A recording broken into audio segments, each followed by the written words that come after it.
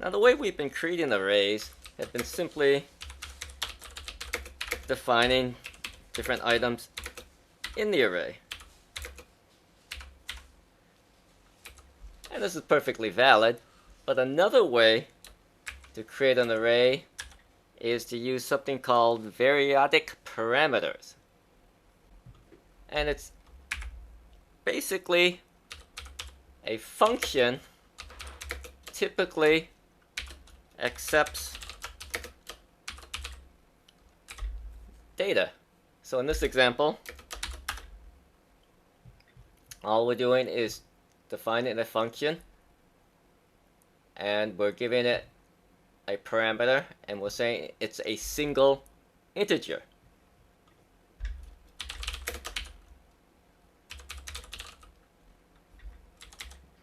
So if we call this function, we'll see what happens.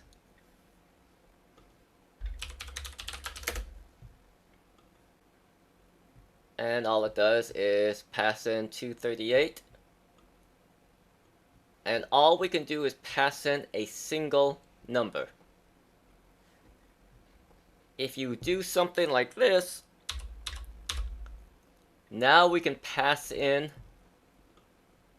any amount of numbers.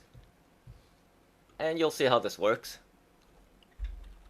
Let's go ahead and create a variable here.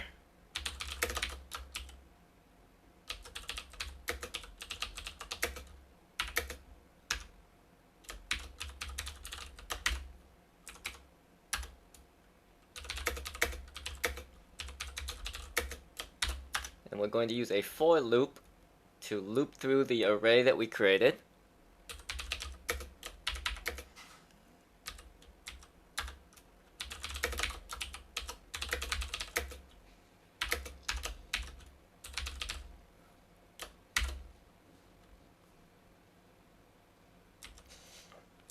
And now you'll see what we're doing here is, because we have 3 dots here, instead of passing in just one item or one integer, we can pass in multiple integers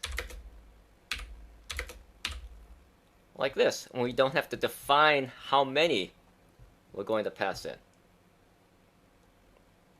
So you can see we passed in 3 numbers, and because we passed it in with this 3 dots, we create an array which is defined by this parameter name, numbers.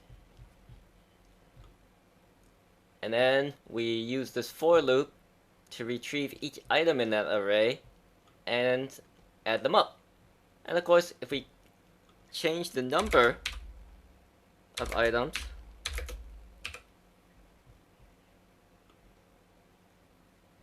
you'll see that it doesn't matter because these 3 dots let you pass in any number of items. So it can be 2 items,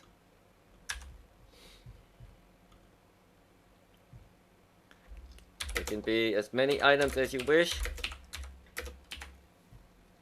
like this. And so this is another way to create an array using these 3 dots, and then you pass in multiple amounts of data to create that array.